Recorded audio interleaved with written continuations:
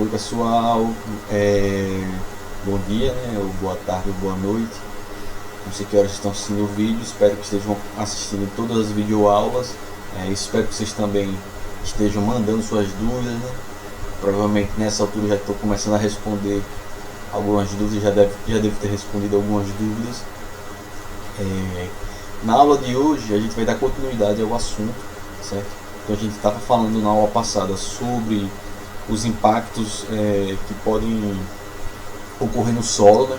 Ou seja, quais são os danos que os solos podem sofrer, principalmente sobre a ação de impactos de origem antrópica, né?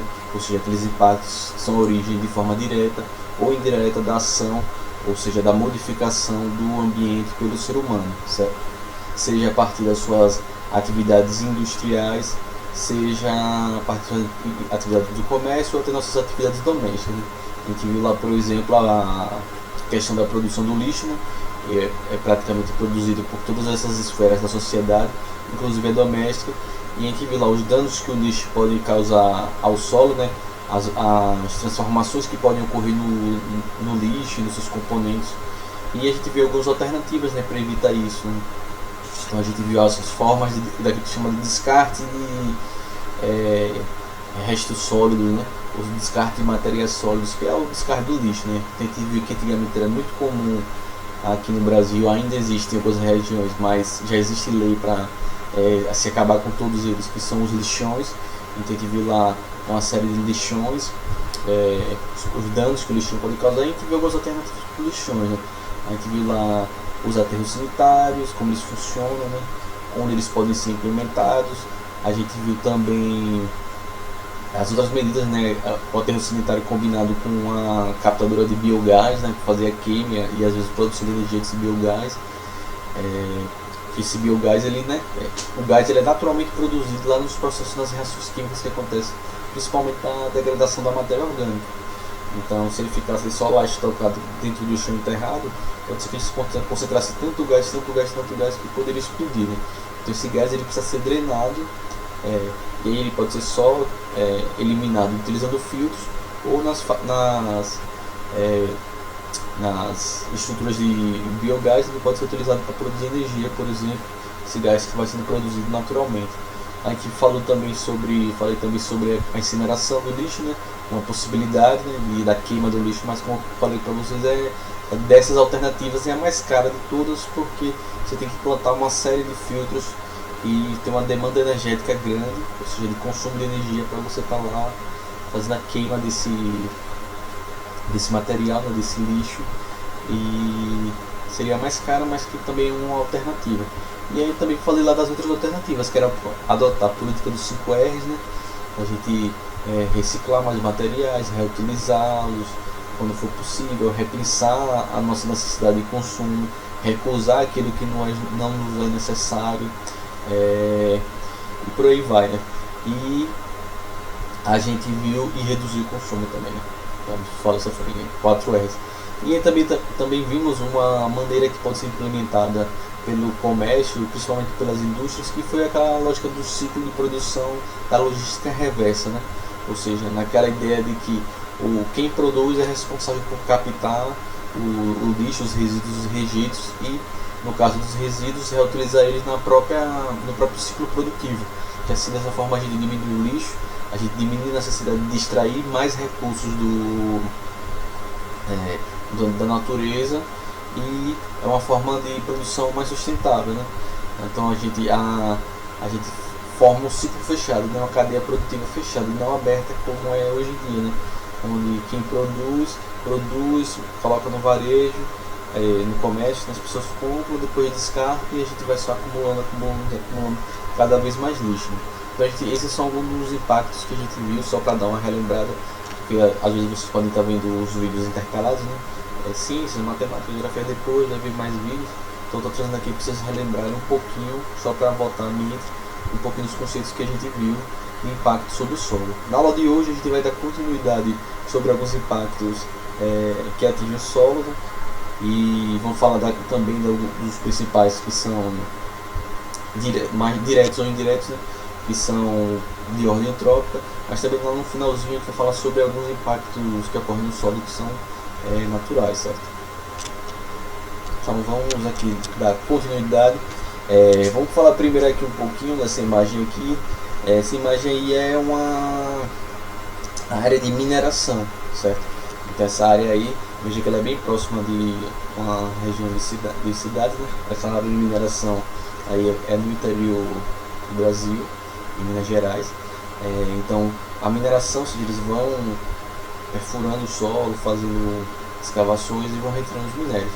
A mineração ela é uma atividade que ela é importante na medida que boa parte dos produtos de tecnologia que a gente tem, laptops, televisões, alguns eletrodomésticos, principalmente os smartphones, os celulares, elas na sua composição eletrônica, eles vão ter vários tipos de minerais que são extraídos da natureza, né, a partir das atividades de mineração. Ou seja, eles vão lá extrair para poder produzir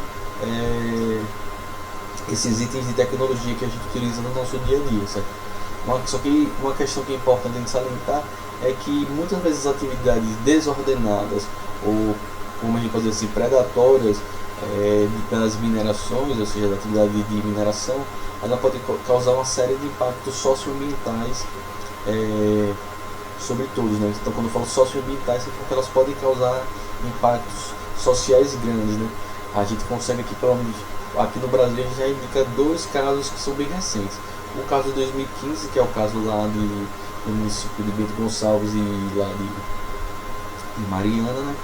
Que o que aconteceu foi o rompimento das barragens de rejeito.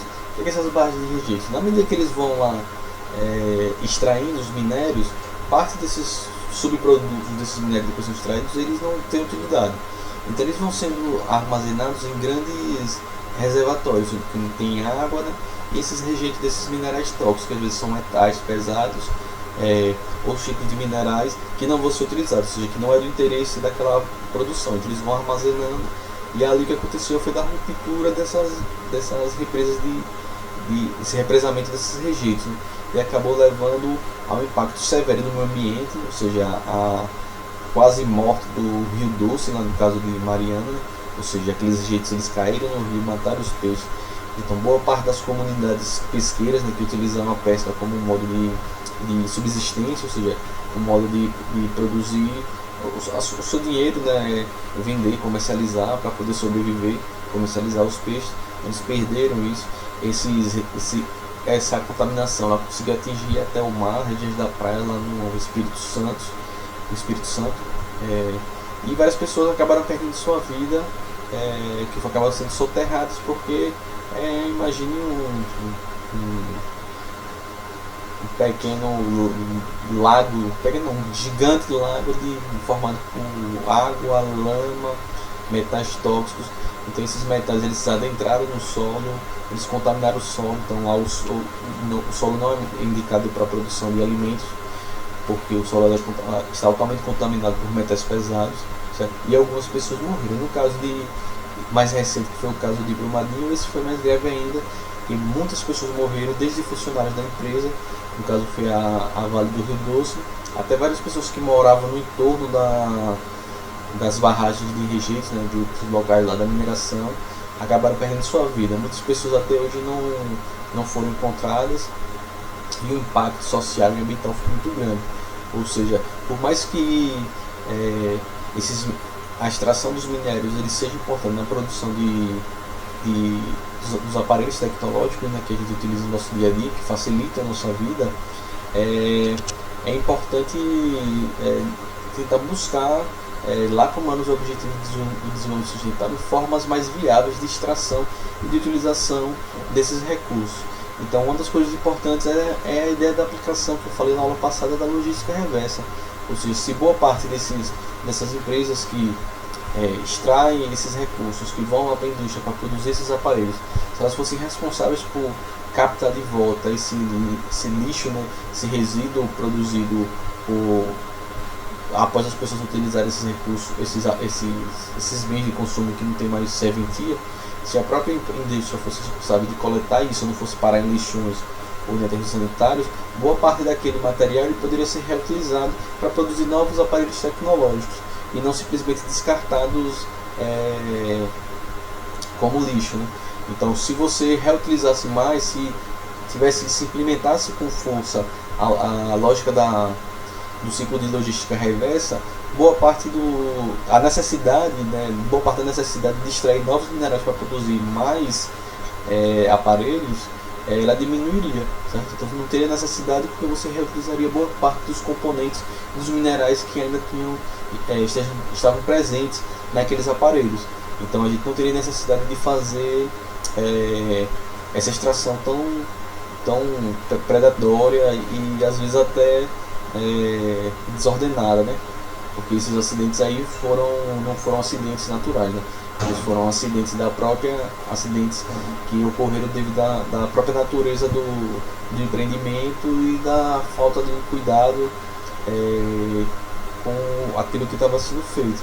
Então, essa é uma possibilidade para diminuir o impacto da mineração, relembrando que obviamente que é importante justamente porque produz várias coisas que a gente utiliza no nosso dia a dia, que facilita a nossa vida, não só desses aparelhos, mas também são utilizados para produzir, por exemplo, uma série de máquinas e aparelhos tecnológicos, por exemplo, que são utilizados nos hospitais, nas clínicas, nas pesquisas científicas, ou seja, para melhorar a nossa qualidade de vida, para que a gente ficar doente, a gente tenha um tratamento.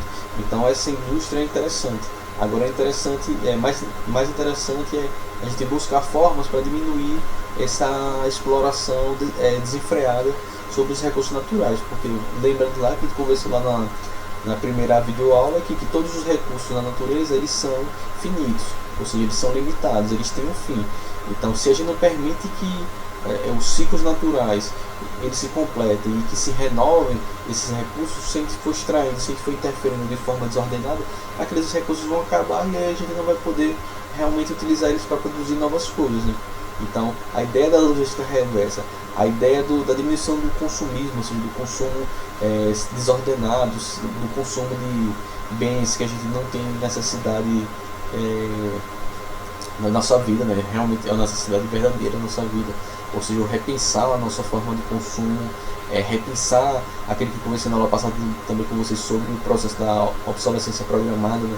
Ou seja, dos aparelhos que já têm um tempo de vida útil mais curto do que ele deveria ter, para que a gente possa consumir mais e produzir mais, ou seja, é um repensamento do ciclo de produção, ou seja, um repensamento e uma reestruturação do ciclo de cadeias produtivas, para que a gente possa diminuir os impactos sobre o planeta que a gente vive, né? sobre nós mesmos, né? Ou seja, se a gente pode, impacto sobre o planeta significa dizer que é um impacto sobre nossa casa, que é um impacto sobre nosso modo de vida. Então isso aí é nossa casa. Se nossa casa a gente começar a deixar a nossa casa deteriorar, né? Enferrujar uma coisa, a porta cair, o aparelho quebrar, a fiação velha, ou seja, vai atrapalhando o nosso dia a dia, vai atrapalhando a nossa vida, vai dificultando a nossa vida. Então é fundamental que a gente pense nessas alternativas para a gente poder ter um maior tempo de vida no nosso planeta, certo? Enquanto espécie. Outro impacto que eu falei também já na aula passada por cima, mas trazendo aqui para demonstrar que eu vou falar mais alguns detalhes, é o processo de desmatamento, ou seja, o processo de retirada das matas naturais para a implementação de outras atividades, como atividades principalmente na agropecuária, ou seja, na plantação dos monocultivos, né, nas plantações extensivas de um único tipo de produto, né? Por exemplo, a soja, ou na produção, na criação de gado, né? Ou seja, a criação desordenada de gado, ou seja, a criação de muito gado para o consumo. Então eles precisam de grandes áreas e aí eles vão e retiram as áreas naturais, né? E aí, como a gente sabe, as florestas elas são muito importantes, porque vamos lá, aquele primeiro esqueminha ali que vocês estão vendo, está lá o sol, a plantinha, o oxigênio saindo, o dióxido de carbono, que é o gás carbônico entrando, a glicose sendo produzida. O que é isso aí? É aquilo que a gente já estudou, que é o processo de fotossíntese, né? Então as plantas elas são responsáveis, assim como as algas do mar, elas são responsáveis pelo processo de renovação do oxigênio no ar. O que era oxigênio? O oxigênio é o gás que a gente utiliza para a gente sobreviver. que é o gás que a gente utiliza para produzir energia no nosso corpo e fazer com que o nosso corpo continue funcionando. Então, à medida que a gente degrada e retira as áreas florestais, a gente diminui a capacidade do planeta de fazer o processo de renovação do seu oxigênio. Ou seja, a gente vai diminuindo a quantidade de oxigênio que está sendo liberado. Então as plantas, elas são importantes nesse processo, principalmente as grandes áreas de floresta, porque elas vão pegar o gás carbônico que está na atmosfera, que é o produto da nossa respiração, que é o produto de diversas atividades industriais, né, o gás carbônico. Elas retiram esse gás carbônico da atmosfera e convertem nesse processo, elas liberam oxigênio. Ou seja, elas retiram o excesso de gás carbônico e renovam o oxigênio na atmosfera. Então, à medida que a gente vai retirando as áreas florestais, a gente vai diminuindo a capacidade do planeta de renovar essas taxas de oxigênio. Além disso, como ela retira o excesso de gás carbônico do planeta, ela diminui o processo do que a gente chama do efeito estufa, que a gente vai estudar mais para frente. Mas só para dar uma adiantadazinha, o efeito estufa é um efeito que ele é bom para o planeta porque ele mantém o calor do planeta, ou seja, ele mantém a Terra aquecida. Só que o que acontece? Dependendo das atividades humanas, se a gente libera muito gás carbônico na atmosfera, se a gente retira muitas áreas de floresta, o que acontece? Esse gás carbônico ele começa a se acumular bastante na atmosfera e ele vai aquecer a Terra muito mais do que ela deveria se aquecer, né? E aí gera o processo que a gente já vem vivendo, que é o processo do aquecimento global, ou seja, que é esse processo de emergências climáticas que o planeta está tendo, que a gente detalha isso mais para frente quando eu for falar das questões atmosféricas, certo? O outro ponto que eu também falei é nesse processo, quando você retira as florestas, você vai expor o solo à intensidade dos raios solares, né? E esse excesso de calor vai fazer com que o solo perca sua água, perca seus nutrientes, os animais que vivem no solo, que ajudam lá na ciclagem da matéria, ou seja, na renovação da matéria do solo, na fertilidade do solo. Eles acabam morrendo, sendo destruídos também. E acontece esse exemplo que vocês podem ver aqui nessa imagem aqui, que é um solo completamente erodido, infértil, que muito dificilmente ele vai se recompor, certo? Só num processo lento e gradual. Então esses aí são os impactos sobre o processo de retirada das matas. Isso alguns impactos que podem envolver, mas também tem outros milhares de impactos, por exemplo, uma série de seres vivos que vivem nessas áreas florestais, que contribuem para o equilíbrio dinâmico dessas regiões, vão perder o seu hábitat e vão acabar morrendo, certo? E aí eu destaco uma coisa importante aí, que também quando a gente faz esse tipo de avanço sobre as áreas naturais, acontece que muitos organismos vivos que são vetores de doenças, ou seja, que transportam organismos que podem causar doença na gente, eles acabam perdendo seus locais de moradia e começam a viver mais próximos da gente. Ou seja, à medida que as cidades avançam sobre as áreas naturais, à medida que o agricultivo e a pecuária avançam sobre essas áreas, esses organismos eles começam a viver mais próximos de onde as pessoas estão vivendo. E aí a gente pode ter uma série de doenças que podem se associar a isso, né? Como casos de malária, febre amarela. Ano passado e ano retrasado, a gente viu vários casos assim de febre amarela urbana, né? A febre amarela é causada pela picada de um vetor, de um mosquito. Ela só é causada por... esse mosquito ele só vive em áreas de floresta. Mas o que está acontecendo é que o avanço sobre a natureza, sobre o ambiente natural, esses mosquitos estão começando a se aproximar da gente e as pessoas estão começando a ter febre amarela em cidades, o que não era comum, era só em regiões assim, que eram por exemplo, no norte do país, que as cidades elas ficam dentro de regiões florestais, né, bem misturadas. Então era comum essas pessoas terem essas doenças, mas aqui na região nordeste, sudeste, era mais difícil de acontecer e o que vai acontecendo, certo? Alguns cientistas eles já apontam, por exemplo, a questão de quem está vivendo do Covid-19, que é da questão das pessoas vivendo também cada vez mais próximos de locais de vida silvestre, né? Então, por exemplo, eles acreditam que lá na China, muito provavelmente esse vírus ele variou de animais silvestres que são comercializados em feiras de animais exóticos, né? Então essa aproximação muito grande do ser humano sobre ambientes naturais, no sentido de exploração desses recursos de forma desordenada, acaba inclusive fazendo circular novos tipos de doenças que não existiam em nós até pouco tempo, certo? Outra coisa que pode acontecer no processo de desmatamento é o que a gente pode ver nessa figura aí, o que a gente chama do processo de fragmentação de hábitat. Então vocês podem ver lá em cima que antes, provavelmente não, antes aí era uma grande região de mata fechada, e aí foi fazendo desmatamento e deixando só esses ambientes aí, como a gente diz, como podemos observar, que são ambientes fragmentados, certo? Então esse processo de fragmentação, ele causa muito impacto, principalmente na vida silvestre. Por que acontece isso? Vocês podem observar aqui no esquema de baixo, a gente teria uma área uniforme aí, e é o que acontece, existem dois grupos de organismos vivos, que, classificando assim, onde eles vivem nessas matas. Tem alguns seres vivos, alguns animais, que eles só vivem na parte mais interior das matas, certo? E tem outros que vivem nas regiões de borda, ou seja, nas laterais das matas. Naturalmente isso, tem alguns organismos que são adaptados para viver nas bordas das florestas, e tem outros que só vivem no interior da floresta, ou seja, nas regiões mais fechadas da floresta. Então, como veja aí no esquemazinho aí, quando você faz um desmatamento, ou seja, veja que ali na imagem a gente tem uma figura uniforme, e aí eu retirei toda a faixa do meio. Quando você retira, quando você fragmenta a mata, você divide ela em porções menores, o que acontece? Você aumenta a área de borda, mas você diminui drasticamente a área central, ou seja, a área de mata fechada. Então esse processo aí, que a gente chama de processo de efeito de borda, que ele acontece por fragmentação de hábitat, faz com que várias espécies que viviam naturalmente, eram adaptadas a viver em ambientes de mata fechada, no centro das florestas, quando fragmenta eles, você aumenta a borda e diminui o centro, várias essas espécies que viviam no centro, elas deixam de existir. Ou seja, elas morrem porque o ambiente que elas viviam acabou sendo fragmentado, certo? Então não existe mais essa área central longe da borda. Então muitas dessas espécies elas tendem a desaparecer, certo? E as espécies também que vivem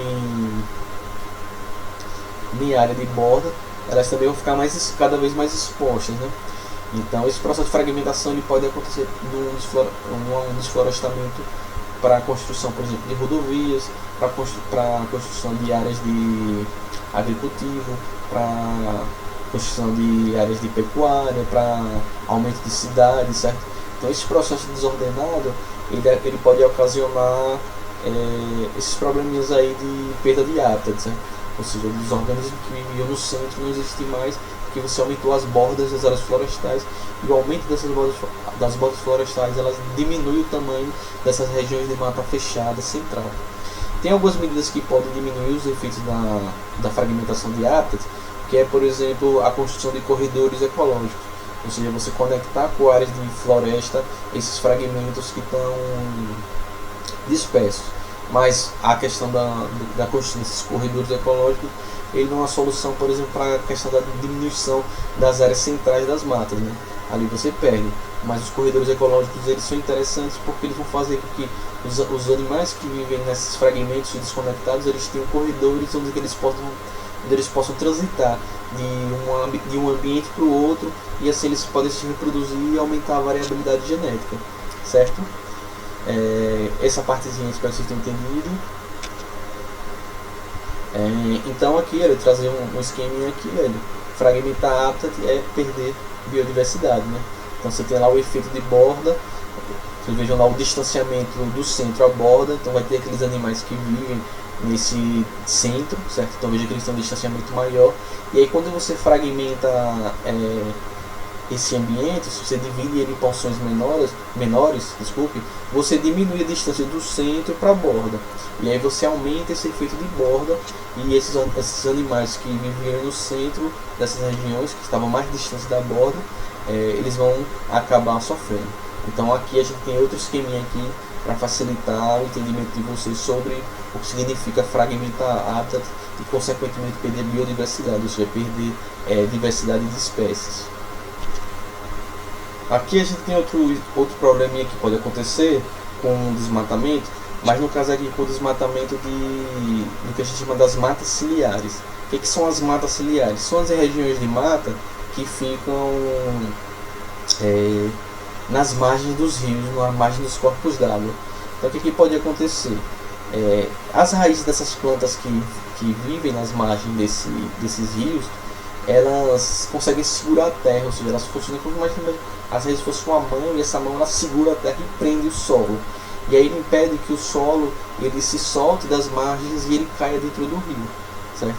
Então essas plantas que ficam nas margens dos rios, elas são importantes por isso. Elas são chamadas de matas ciliares e elas impedem, ou seja, elas seguram a terra e impedem que esse solo ele desça no rio. O que acontece? Quando você desmata as matas ciliares, ou seja, essas regiões dessas plantas que ficam nas margens dos rios, o que acontece? Como você não vai ter mais essas plantas para segurar o solo das margens dos rios, então quando você tirou elas, o que vai acontecer? Esse solo ele vai tender a se soltar e cair dentro do rio, certo? Então este processo a gente chama de processo de assoreamento, certo?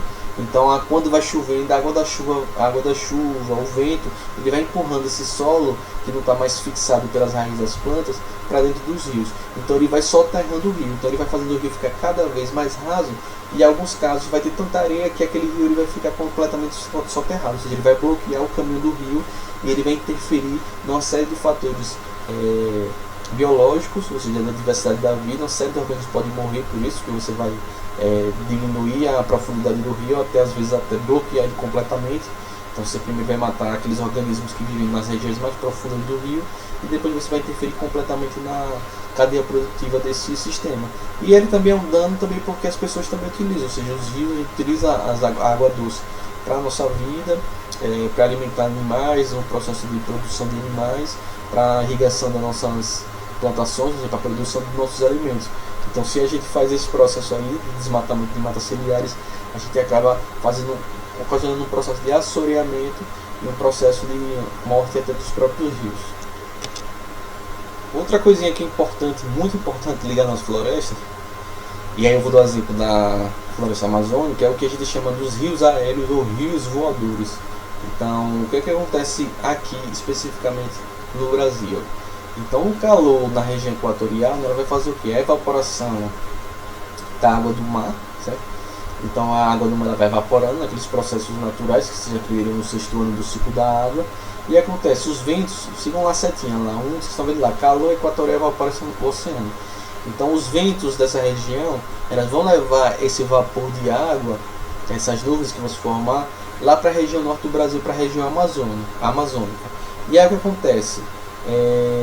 Essas nuvens dois lá, elas vão trocando umidade com a floresta, ou seja, a floresta, lembra daquele processo de transpiração, ou seja, a floresta ela vai, para manter a temperatura do corpo dela, as plantas elas vão liberando água na forma de vapor, certo? Essa água ela sobe para as camadas mais altas da atmosfera e vão sendo levadas junto com o vento. Então aí a gente vai ter uma mistura entre a água que evapora do oceano, mais uma grande quantidade, um volume gigantesco de água que é produzido no processo de evaporação da floresta amazônica. E aí a tendência que tinha era que essa grande quantidade de umidade, ou seja, essa grande quantidade de vapor de água, ela fosse lançada lá para a região oeste da América do Sul, né, lá para as regiões de Chile, Equador, por aí vai. Mas o que acontece? Quando essa grande massa de umidade está sendo deslocada pelo vento, ela acaba chegando nos Andes, certo? E aí o que acontece? Quando ela atinge os Andes, ela se bate na Cordilheira dos Andes, que é aquela cordilheira de montanha muito grande, e acaba desviando para a região sul do Brasil.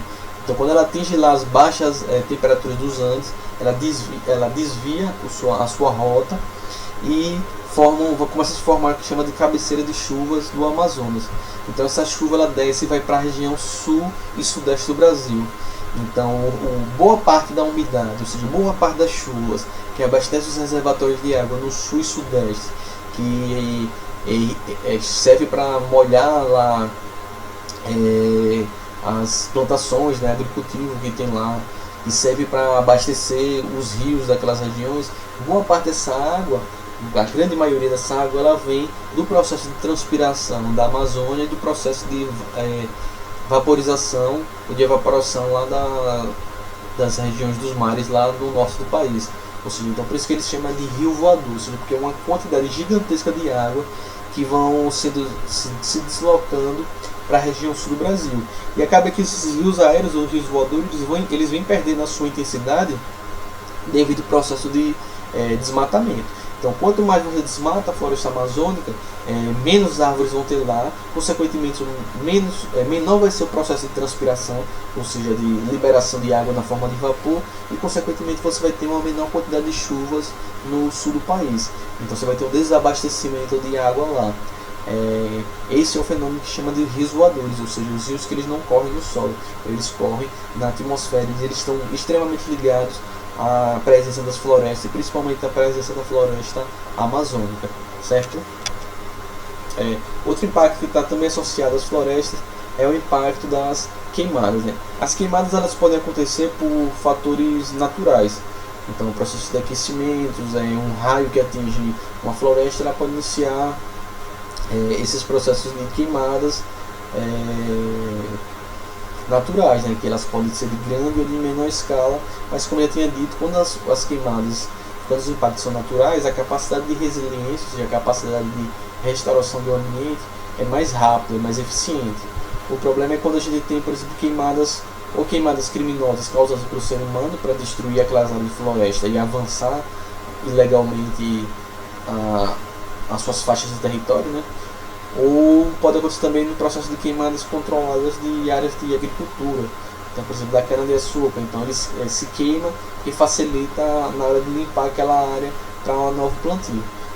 Agora o problema é que tem que muitas dessas queimadas controladas, algumas vezes elas perdem esse controle e acabam atingindo áreas naturais e vão ocasionar problemas iguais ou até piores do que os que a gente já viu no desmatamento, né?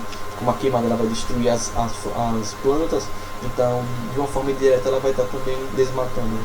Ela vai estar retirando aquela área natural, certo? Então esse é outro impactozinho.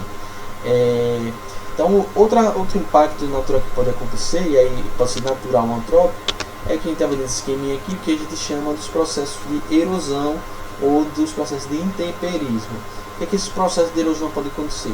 Naturalmente, por ação de fatores e fenômenos naturais, a gente pode ter o desgaste do solo, ou seja, a modificação do solo, né? Então, dependendo do tipo de erosão que a gente vai ter, a gente primeiro pode classificar ela como natural ou antrópica.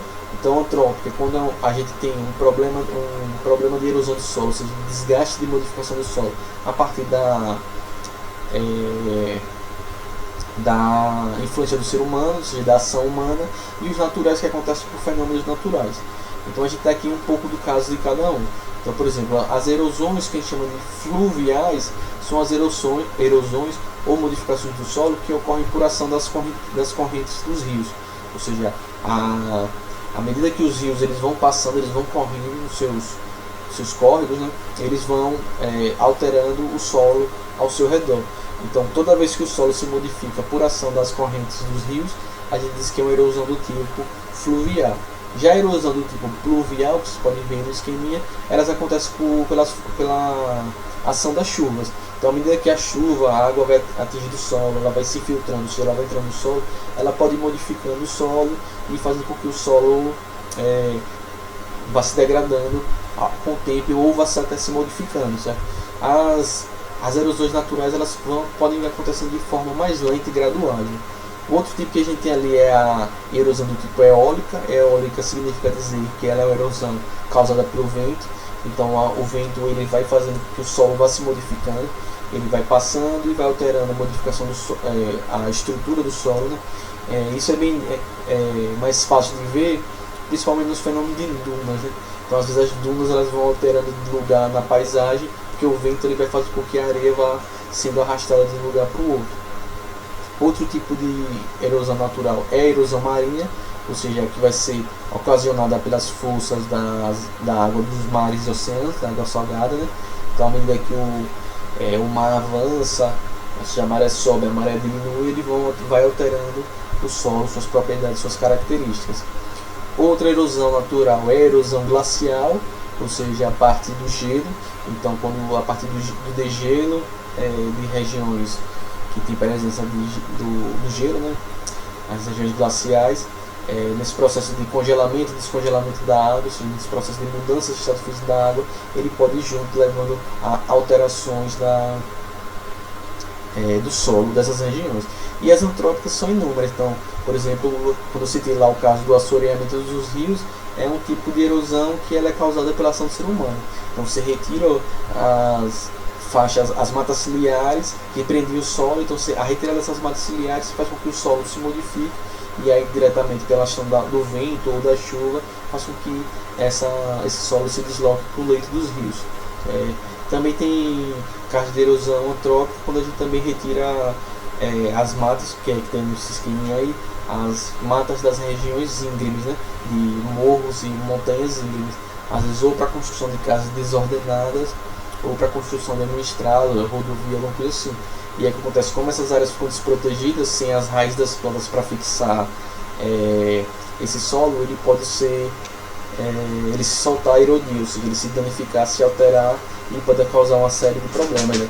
A gente tem visto todo o começo do ano, principalmente nas regiões litorâneas lá do Rio de Janeiro e de São Paulo, os casos de desmoronamentos, né, de encostas, e que acaba levando à destruição de residências de várias pessoas que não têm onde viver, por isso que constroem as casas nesses locais, e infelizmente acaba acontecendo também uma série de mortes, ou seja, muitas pessoas são vitimadas nesse processo.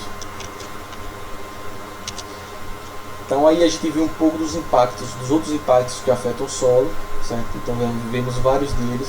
Espero que vocês tenham entendido. Se vocês não entenderam ou tiveram alguma dúvida, mande suas dúvidas. Ao final aqui do vídeo, como sempre, vai estar lá o cardzinho com as formas como vocês podem tirar suas dúvidas. Responda os exercícios que estão sendo colocados na plataforma. E na próxima aula a gente vai ver um pouco sobre os impactos que podem ocorrer e atingir ambientes aquáticos. Fiquem bem, lavem as mãos, respeitem a quarentena. Só saiam para o necessário, e um abraço.